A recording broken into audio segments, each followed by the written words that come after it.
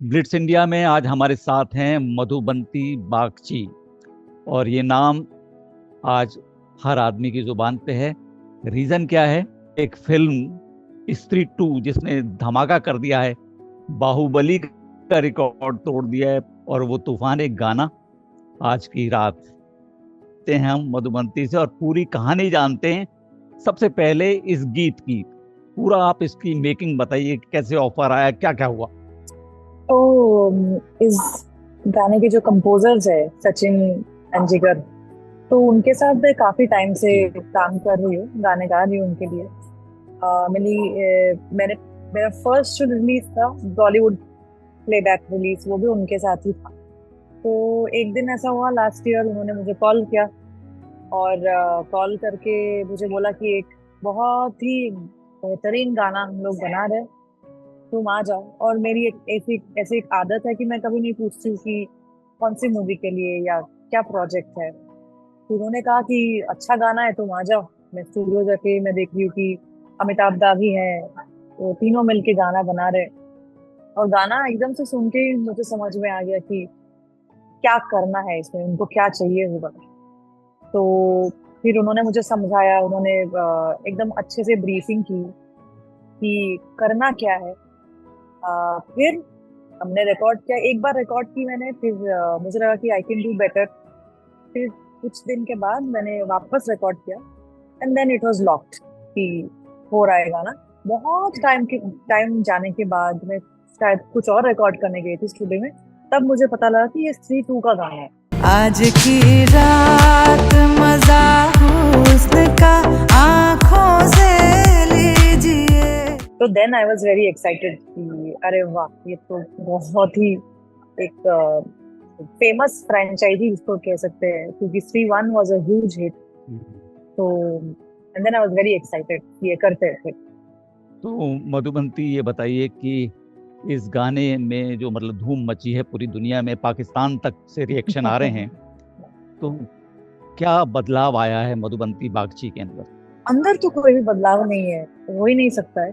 बदलाव यही है कि पहले थोड़ा बहुत नहीं, जो, रातों रात जो है आप डिमांड में आ गई होंगी अभी। नहीं ऐसा कुछ नहीं है एक्चुअली। मैं काम तो मेरे इससे पहले ऑफर्स जो पे रिलीज ऑफर्स आ था, रहे होंगे। गाना आया था हीरा मंडी में। उसके बाद जी हीरा बिल्कुल मंडी और बिल्कुल बिल्कुल। पंचायत ऑलमोस्ट सिमिलर टाइम में आया था। बट ऑब्वियसली एक गाना जब नंबर वन पे चला जाता है, हर जगह पे हर प्लेटफॉर्म में, वो एक अलग फीलिंग है। और जो कभी भी आपके लिसनर्स नहीं थे, वो भी आपके लिसनर बन जाते हैं, वो आपको पर्सनली मैसेज करते हैं। फिर आपको वो नंबर्स देखने को मिलता है जो एकदम मतलब मेरे लाइफ में तो मैंने कभी ऐसे नंबर्स नहीं देखे एज पर स्ट्रीमिंग्स या व्यूज। तो ये गाना अभी 200 मिलियन व्यूज ऑन यूट्यूब अभी क्रॉस किया है। फिर ग्लोबल यूट्यूब चार्ट्स में, माने out of all the songs in the world, अभी आज की रात इज एट नंबर वन।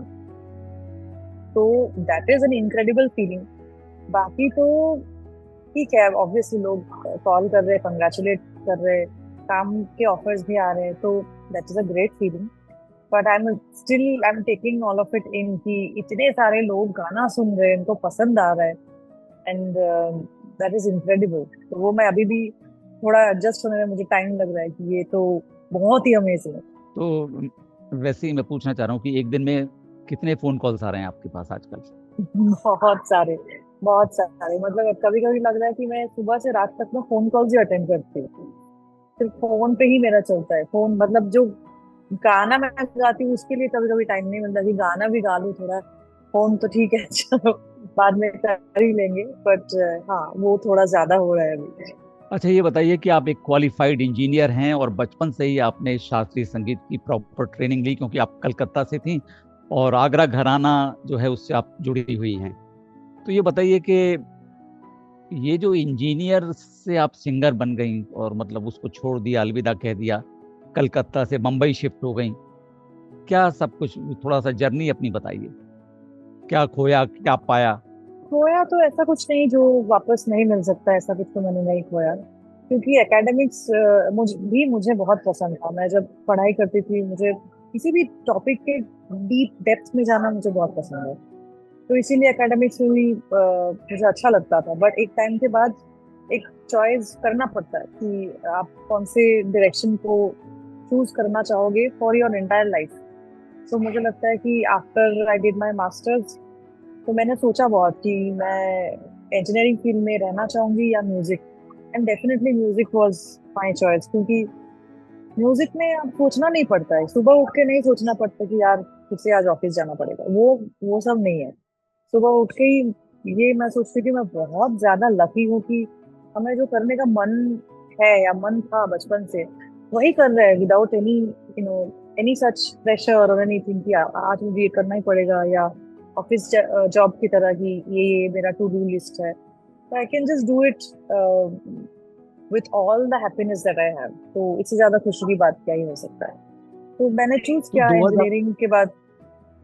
हम्म 2014 में मैंने मास्टर्स कंप्लीट करके, मैं कलकत्ता में ही थी तब, और मैं वहाँ वहाँ के जो इंडस्ट्री है Bengali film industry, Bengali film industry में मैंने बहुत सारे गाने गाए। उसके बाद 2018 में मैं मुंबई शिफ्ट हो गई, तो ऑलमोस्ट 4 साल वहाँ पे थी। 4 साल के बाद मुझे लगा कि मुंबई, अगर मुझे सच में बड़ा कुछ करना है, बड़े बड़े प्लेटफॉर्म पे मुझे गाना गाना है या बड़े प्रोजेक्ट्स में इन्वॉल्व होना है, तो मुझे जाना ही पड़ेगा। Mumbai is the right place. इसीलिए मैं शिफ्ट हो गई। ऐसा कुछ आइडिया नहीं था, और मैं किसी को जानती नहीं थी मुंबई में। That was the biggest problem कि मेरा कोई सोर्स या कोई मेंटोर या कुछ भी कनेक्शन, क्योंकि मैं कोई भी किसी भी रियलिटी शो में भी नहीं थी, तो मुझे कुछ आइडिया नहीं था शहर के बारे में। तो बट आ गई मैं, आके मुझे लगा कि मुझे ट्राई करना चाहिए, जो भी हो। अगर अच्छा कुछ हुआ तो अच्छी बात है, नहीं तो कुछ और कर लेंगे। उस हिसाब से मैं आ गई एंड थिंग्स स्टार्टेड वर्किंग। तो पहला अच्छा ऑफर ऐसा कौन सा मिला आपको कि आपको लगा कि हाँ बम्बई आना सफल हुआ?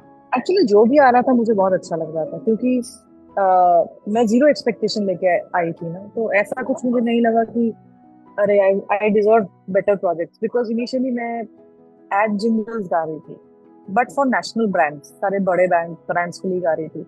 तो वो भी मुझे बहुत अच्छा लगता था, क्योंकि वो सब हम लोग स्क्रीन पे देखते थे, क्योंकि कोलकाता में भी वही एड्स चलते हैं।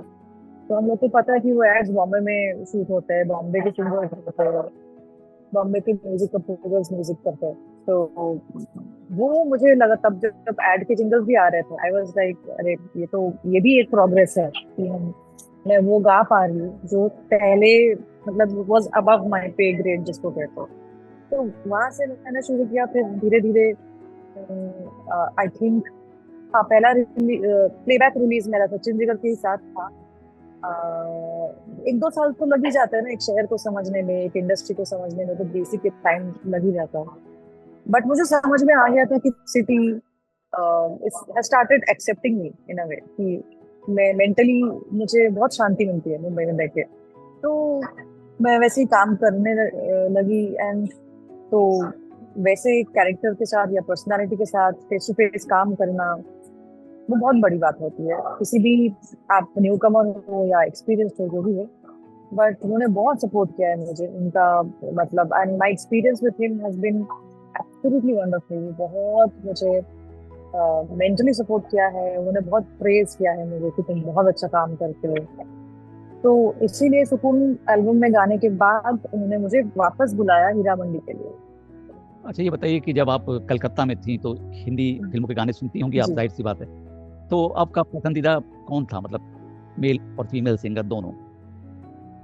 एक्चुअली इससे पहले वाले फेज में जो जितने सारे सिंगर्स थे, but of course Shreya Ghoshal, Sunidhi Chauhan, ये तो ऑफ कोर्स बहुत बहुत ज्यादा, मतलब ऊपर है लीग में। Even Shilpa Rao, Arijit Singh is incredible. One of my favourite singers used to be KK. KK sir was absolutely incredible as a singer. तो इनको सुन सुन के हम लोग बड़े हुए हैं, वो दिमाग में रहता है कि अगर प्लेबैक करना हो तो इनके जैसे होना चाहिए, ये स्टैंडर्ड है।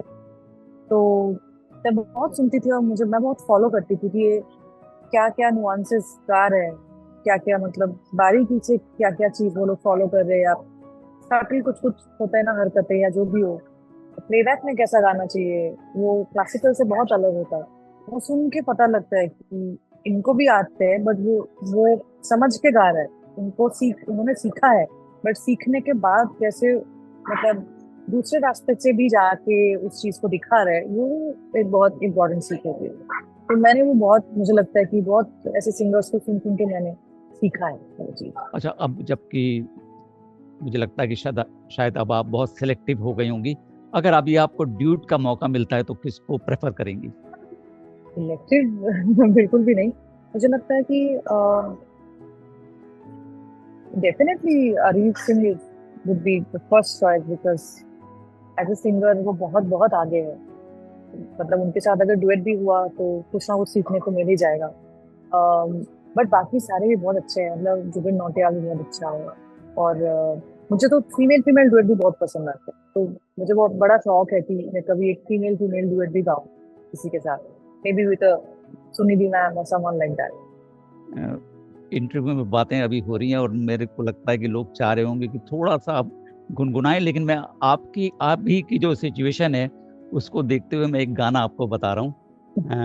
वो गाना जो है आजकल पाँव जमीन पर नहीं पड़ते मेरे, वो सुना दीजिए।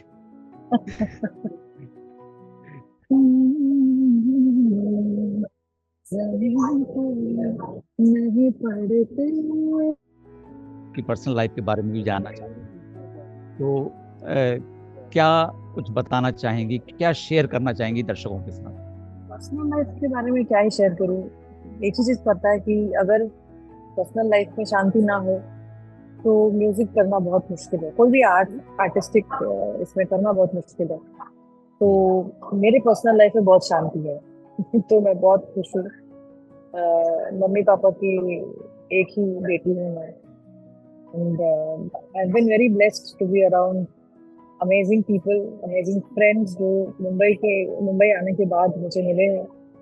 तो वही लोग संभाल के, कभी कुछ होता है, कभी मैं डाउन फील करती हूँ तो वही लोग संभाल लेते हैं। एंड वही लोग मोटिवेट करते हैं कि और अच्छा काम करो, और बेहतर बनो। Of course my parents are there. So I think that's about it about the personal life, and that's all that matters, to be very honest. Live shows में जब आप जाती हैं तो कैसा रेस्पॉन्स फैंस का मिलता है? लाइव शो से ज्यादा बेटर तो कुछ हो ही नहीं सकता, क्योंकि आप डायरेक्ट इंटरेक्ट कर सकते हो, आप डायरेक्टली लोगों के आंखों में देख सकते हो कि वो कोई भी गाना सुन रहे तो वो कैसे रिएक्ट कर रहे हैं। तो वो बहुत मतलब तब वेट कर नहीं करना पड़ता कि गाना अपलोड करेंगे, व्यूज आएंगे, लोग क्या कमेंट कर रहे हैं, कुछ नहीं है। आप गाना गा रहे हो स्टेज पे, लोग आपको देख रहे हैं, इमीडिएटली यू नो कि गाना उनको अच्छा लग रहा है या नहीं। तो वो मैं बहुत एंजॉय करती हूँ, डेफिनेटली बहुत एंजॉय करती हूँ, वो बेस्ट है actually। चलिए, बहुत अच्छा लग रहा है आपसे बातचीत करके। सवाल कुछ और भी हैं मेरे पास, लेकिन मैं यहाँ पर जो है जो जो जिस गाने की वजह से आज हम लोग मिल रहे हैं उसके आंतरिक मतलब उसका जो लिरिक्स हैं वो बड़े दमदार हैं। गाना तो जो धुन है वो तो है ही लाजवाब, लेकिन उसके लिरिक्स भी बहुत अच्छे हैं। और अच्छा ये होगा कि आप शुरुआत यहाँ से कीजिए, मेरे महबूब समझिए जरा मौके की नजाकत, अंतरे से। महबूब समझिए जरा मौके की नजाकत के खरीदी नहीं जा सकती, हसीनों की इजाजत के खरीदी नहीं जा सकती, हसीनों की इजाजत, नाज इतना मेरी जान, नाज इतना भी नहीं खोखले, वादों पे कीजिए की रात, मजा हुस्न का आंखों से लीजिए। बहुत बहुत बहुत ही बढ़िया। और ब्लिट्स इंडिया की तरफ से हम आपको ये शुभकामनाएं देते हैं कि आप ऐसे ही मतलब हर नए नए रोज झंडे गाड़ती आप रहें और एक के बाद एक सुपरहिट गाने देती रहें और लोग थैंक आपको ऐसे ही सुनते रहें। बहुत अच्छा लगा, बहुत ही अच्छा लगा। Thank you very you much. So much. Thank you. Thank you Rajiv, thank you.